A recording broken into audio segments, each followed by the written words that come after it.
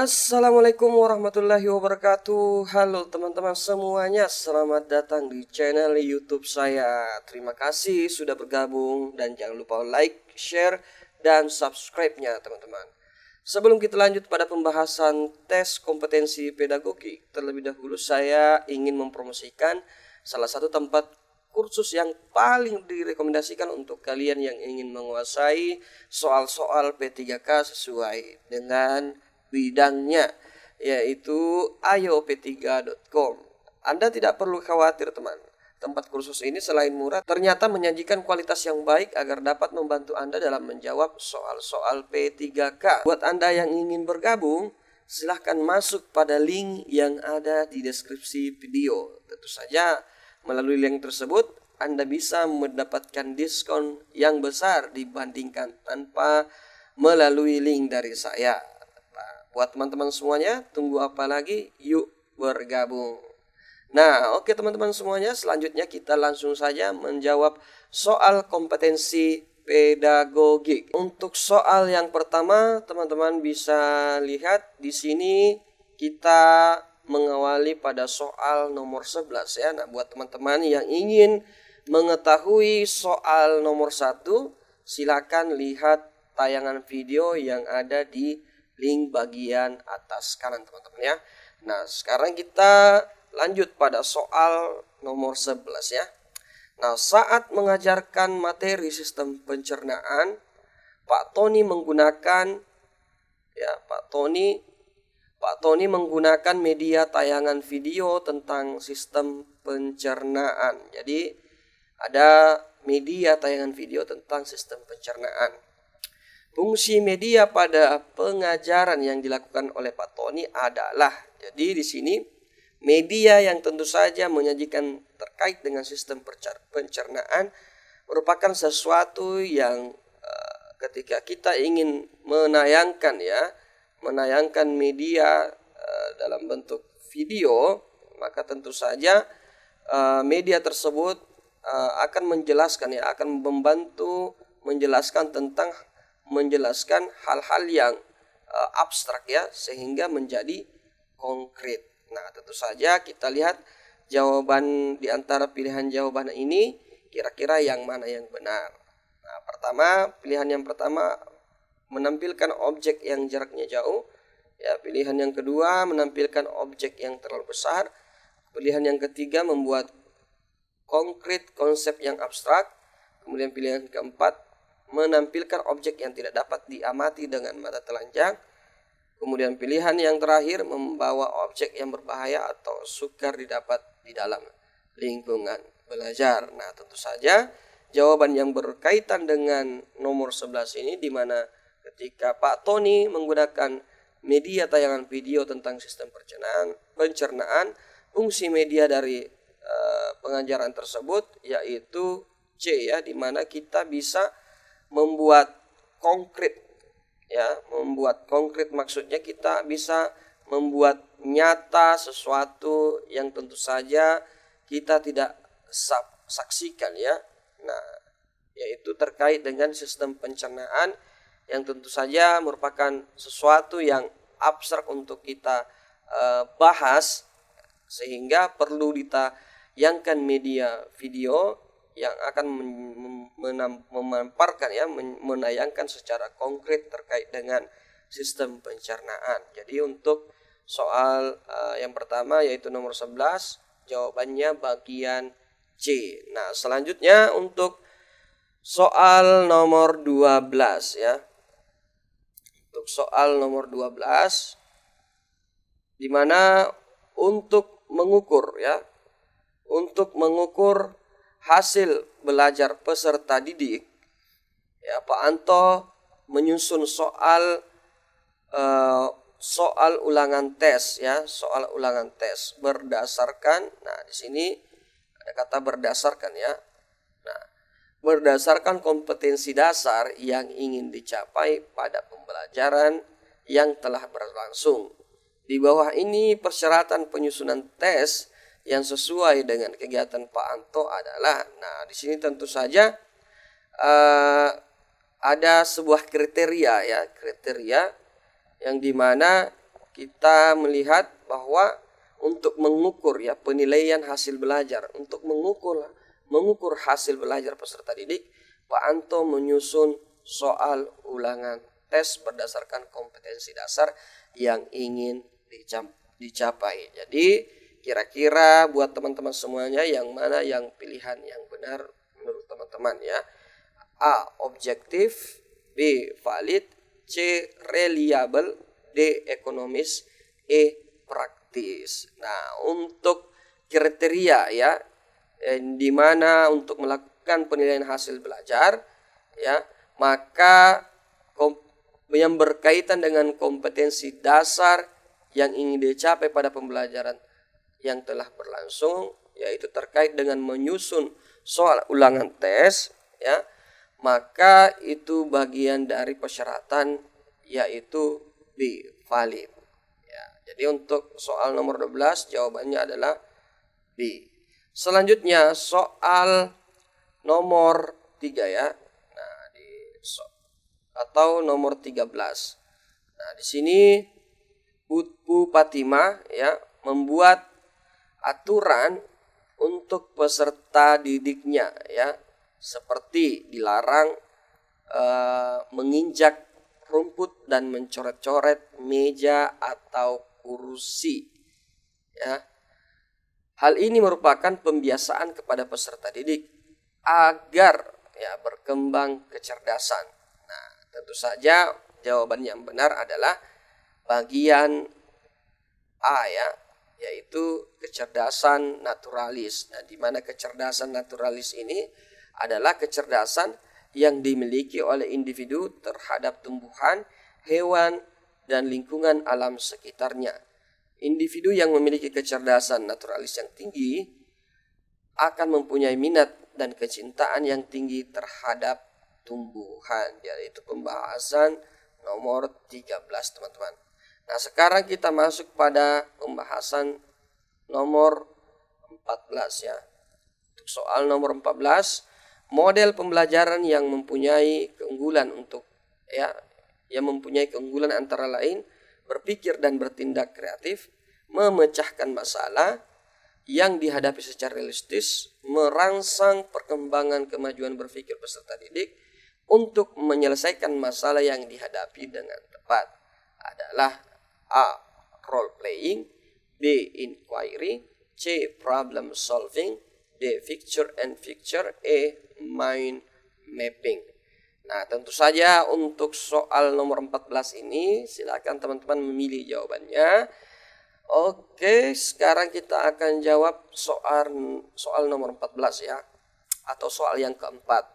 Nah, di sini ada petunjuk soal yang tentu saja mesti kita cermati, yang dimana ada kata memecahkan masalah ya, yang dimana juga peserta didik ya dirangsang kemampuan berpikirnya untuk menyelesaikan masalah yang dihadapi dengan tepat, sehingga model pembelajaran yang dimaksud adalah bagian C, yaitu problem solving.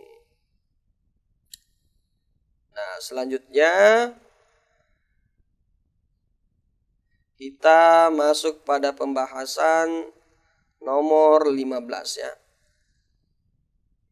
Oke, nomor 15 di mana soalnya saat merancang pembelajaran, Bu Tina ingin menyederhanakan konsep prinsip hukum yang kompleks sehingga dapat memperjelas penyajian ya pesan secara tertulis. Media apa yang paling tepat dipilih oleh guru tersebut. Jadi ketika kita ingin menyederhanakan sebuah konsep, prinsip atau hukum ya, yang dimana prinsip tersebut sangatlah rumit, maka untuk dapat memperjelas penyajian pesan secara tertulis, kira-kira jawaban yang benar menurut teman-teman yang mana? Apakah bagan, B. AP atau alat permainan edukatif, C. Flip chart, D. Foto, E. Gambar. Nah, untuk jawaban nomor 15 yaitu bagian A, yaitu bagan. Nah, selanjutnya untuk soal nomor 16. Di sini soal nomor 16, Bu Rika ingin mengukur kognitif peserta didik pada tingkat high order thinking skill atau HOTS. Dimensi proses kognitif yang sesuai adalah A. Mengingat, B. Memahami, C. Menganalisis, D. Mengetahui, E. Menyebutkan. Tentu saja kalau kita bicara tentang dimensi proses kognitif pada tingkat HOTS, ya, maka jawaban yang benar yaitu bagian C, ya. Jadi dimensi ya, proses kognitif yang sesuai yakni menganalisis. Selanjutnya nomor 17, ya, nomor 17. Bu Rani melakukan aktivitas pembelajaran sebagai berikut. Pertama, membekali peserta didik tidak hanya dengan fakta-fakta, melainkan diarahkan pada kemampuan penguasaan dalam proses berpikir dan berkomunikasi. Kedua, berperan sebagai fasilitator. Tiga, melakukan penilaian yang mencakup cara-cara penyelesaian masalah yang dengan berpatokan pada aturan yang berlaku. Maka Bu Rani, ya, dapat dikatakan menggunakan media pembelajaran yang berbasis, ya. Nah, tentu saja kalau kita lihat beberapa aktivitasnya di sini kita melihat ada petunjuk, ya. Tapi buat teman-teman semuanya silakan jawab dulu jawaban pilihan jawabannya masing-masing, apakah A. kognitivisme, B. behaviorisme, C. konstruktivisme, D. humanisme, E. proyek. Nah, tentu saja di sini kita akan mengkaji terkait dengan aktivitasnya, membekali peserta didik hanya dengan fakta-fakta, ya. Kemudian melainkan diarahkan pada kemampuan penguasaan dalam proses berpikir dan komunikasi. Jadi kata diarahkan di sini, ya, kata diarahkan. Nah, tentu saja selanjutnya guru yang menjadi sebagai fasilitator. Kemudian melakukan penilaian yang mencakup cara-cara penyelesaian masalah dengan berpatokan pada aturan yang berlaku, ya. Nah, tentu saja jawaban yang benar yaitu adalah bagian C, karena di mana konstruktivisme ini, ya, merupakan pembelajaran yang berbasis di mana ada peran serta guru, ya, dalam mengarahkan dan bertindak sebagai fasilitator, ya, sehingga jawaban yang benar adalah bagian C, ya. Nah, kalau di sini untuk behaviorisme ini ibarat kita berikan semacam tugas, ya, ujian. Kemudian kognitivisme itu bagaimana kemampuan berpikir dari peserta didik, ya.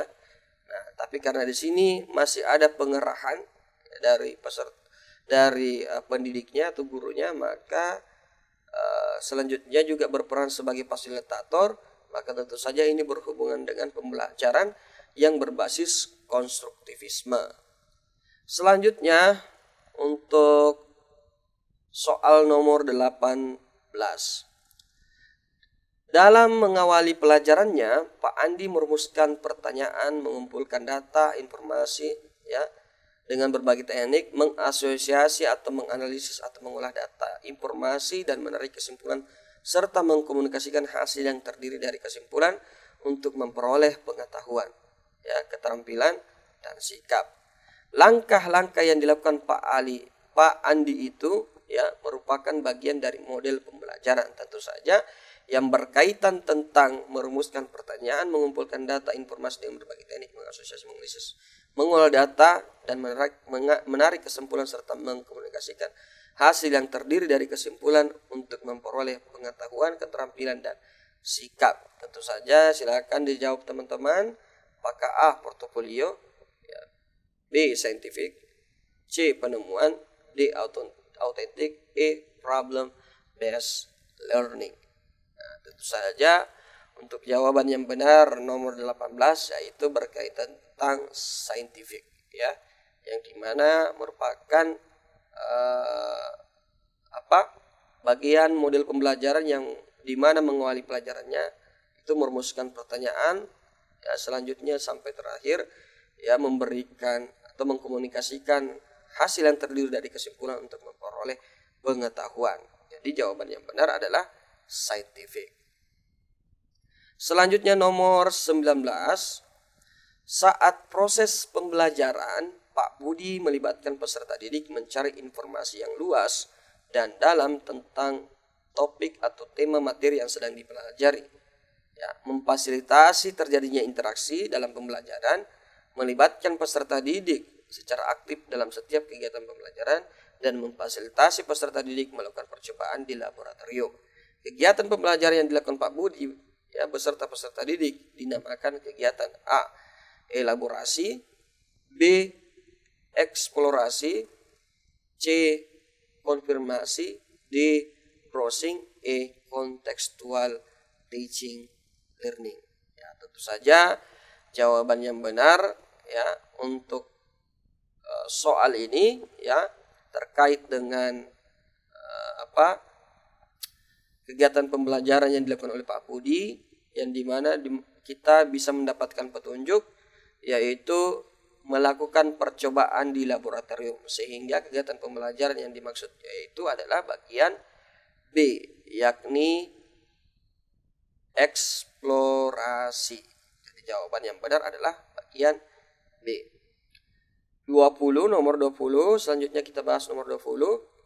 Jika ada peserta didik mengalami kesulitan memahami materi pelajaran yang diberikan oleh guru, tindakan yang paling tepat dilakukan oleh guru tersebut adalah A. Memberikan tugas kepada peserta didik yang bersangkutan, B. Memindahkan tempat duduk peserta didik ke meja yang paling depan, C. Mengurangi penjelasan bahan ajar kepada seluruh peserta didik, D. Memberikan bantuan belajar kepada peserta didik yang bersangkutan, E. Menugaskan seluruh peserta didik membaca buku sumber. Jadi kalau ada peserta didik mengalami kesulitan memahami materi pelajaran, maka tindakan yang tepat dilakukan adalah bagian B, yaitu memberikan bantuan belajar kepada peserta didik yang bersangkutan.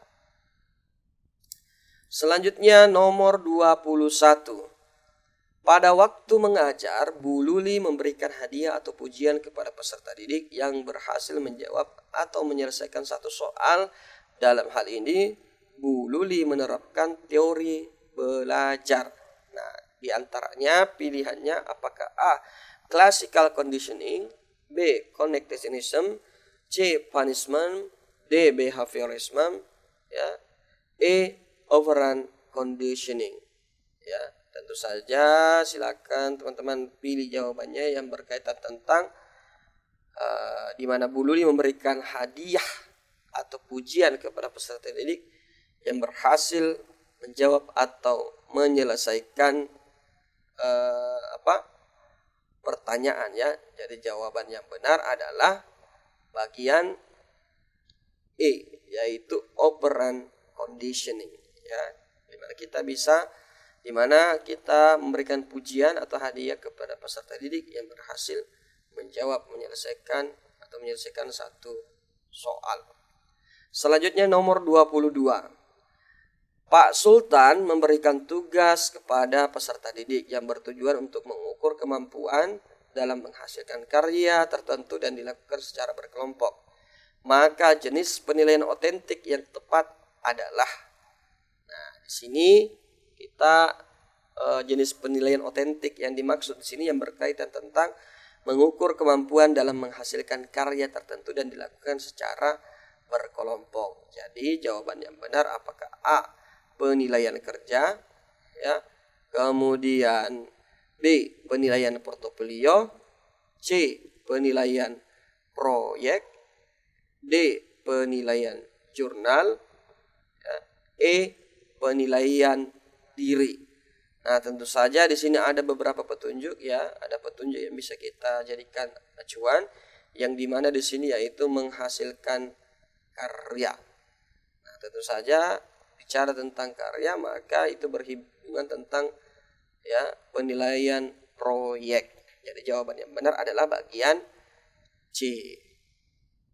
Selanjutnya untuk soal nomor 23. Sebagian peserta didik di kelas 8 mengalami kesulitan menjawab soal tes pilihan ganda yang disusun oleh Pak Adi. Hal tersebut disebabkan materi dalam soal sebagian itu belum dipelajari oleh peserta didik Karena materi tersebut seharusnya diberikan pada pertemuan berikutnya. Hal yang seharusnya dilakukan Pak Adi dalam menyusun soal tes pilihan ganda pada aspek materi yaitu A. Soal harus sesuai dengan indikator. B. Pokok soal harus dirumuskan secara jelas. C.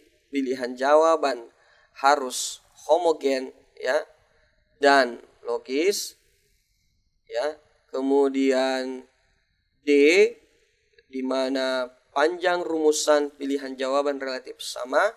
E. Butir tes tidak bergantung pada jawaban sebelumnya. Jadi kira-kira buat teman-teman menemukan kondisi di mana peserta didik mengalami kesulitan karena memang materi tersebut belum dipelajari karena harusnya dipelajari pada pertemuan berikutnya. Nah, hal yang seharusnya dilakukan Pak Adi dalam menyusun soal pada tes pilihan ganda kira-kira harus mempertimbangkan aspek materi yang mana. Nah, untuk jawabannya yaitu pada soal nomor 23 yaitu bagian A. Jadi dalam pembuatan soal kita harus mengacu pada sesuai dengan indikatornya Kita harus sesuaikan dengan indikatornya. Jadi untuk soal nomor 3 jawabannya bagian A. Selanjutnya soal nomor 24. Pada saat menyusun perencanaan pembelajaran pokok materi tentang gaya pembelajaran pokok materi tentang gaya, Bu Isnah merumuskan tujuan pembelajaran agar peserta didik dapat mendefinisikan gaya, mengelompokkan dan membedakan jenis-jenis gaya. Adapun pilihan strategi pembelajaran untuk menjelaskan materi kepada peserta didik tersebut yaitu strategi pembelajaran deduktif. Mendasarkan tujuan dan strategi pembelajaran tersebut mencerminkan ragam pengetahuan yang jenisnya A. Fakta kemudian B. Prosedur, C. Keterampilan, D. Konsep, E. Prinsip. Jadi di sini terkait dengan menyusun perencanaan pembelajaran pokok materi tentang gaya, Bu Isnah merumuskan tujuan pembelajaran agar peserta didik dapat mendefinisikan gaya, mengelompokkan dan membedakan jenis-jenis gaya. Adapun pilihan strategi untuk menjelaskan materi kepada peserta didik tersebut yaitu strategi pembelajaran deduktif. Nah, ini strategi pembelajaran deduktif. Nah, berdasarkan tujuan dan strategi pembelajaran tersebut mencerminkan ragam pengetahuan yang jenisnya itu berbau tentang membahas tentang konsep yang dimana kita di sini yaitu menjelaskan materi peserta didik tersebut yaitu dengan menggunakan strategi pembelajaran deduktif. Nah, kalau deduktif itu dari umum ke khusus Jadi kita harus mendasarkan tujuan dan strategi pembelajaran tersebut itu mencerminkan ragam pengetahuan yang jenisnya konsep. Jadi jawaban yang benar adalah bagian D. Selanjutnya untuk soal nomor 25 Nah, di sini Bu Ramlah meminta peserta didik untuk mendemonstrasikan tugas belajar tertentu. Bentuk penilaian otentik tersebut merupakan contoh penilaian otentik berbentuk. Nah, di sini Bu kita kaji sama-sama. Bu Ramlah meminta peserta didik untuk mendemonstrasikan tugas belajar. Jadi ada tugas belajar mendemonstrasikan tugas belajar. Bentuk penilaian otentik tersebut merupakan contoh penilaian otentik berbentuk apa? Silakan teman-teman jawab. Apakah A. penilaian proyek, B. penilaian kinerja, C. penilaian portofolio, D. penilaian antar teman, E. penilaian diri. Nah, di sini ada petunjuk yang mesti kita cermati, yaitu mendemonstrasikan, ya. Bu Ramlah meminta peserta didik untuk mendemonstrasikan tugas belajar. Berarti ini berhubungan tentang penilaian kinerja. Jadi jawaban yang benar adalah bagian B, yakni penilaian kinerja. Nah, itulah pembahasan tentang soal kompetensi pedagogik pada P3K. Buat teman-teman semuanya, silakan jika ingin melihat soal nomor 1 sampai 10, silakan nonton di video sebelumnya. Dan tentu saja apa yang kita bahas hari ini merupakan bagian dari soal-soal yang terdapat pada buku, ya, pada buku tes P3K. Nah, buat teman-teman yang ingin berminat dengan bukunya, ya, silakan cek pada deskripsi video. Sekian dan terima kasih. Assalamualaikum warahmatullahi wabarakatuh.